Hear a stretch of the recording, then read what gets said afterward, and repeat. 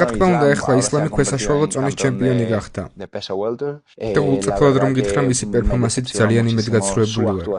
მაგრამ მის პერფორმანსზე უფრო მეტად ყოფილი ჩემპიონის პერფორმანსმა გამიცრუა იმედი. ჯეკ დელა მადალენასგან არანაირი წინააღმდეგობა არ მენახავს.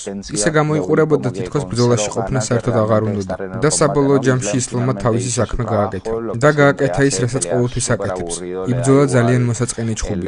დამსწრე საზოგადოება საერთოდ არ აინტერესებს და მე ჩემს თავს ასე არ აღვიქვამ. ასეთნაირად არ ვაპროექტებ ჩემ თავს ამ სპორტში. იმიტომ რომ ყოველთვის ვცდილობ რომ ხალხი გავართო. რადგან როდესაც ხალხი თავისი დროის და რესურსების ინვესტიციას დებს იმაში რომ მოვიდეს და მიყოლოს, იყვნენ ბედნიერები იმით თუ რაშიც ჩადეს ინვესტიცია. მაგრამ რაც არ უნდა იყოს მინდა რომ ეს ჩხუბი მოხდეს. ჩემი აზრით ეს ძალიან მაღალი ლეველის ბრძოლა იქნება, რომელიც ხალხს ძალიან მოეწონება.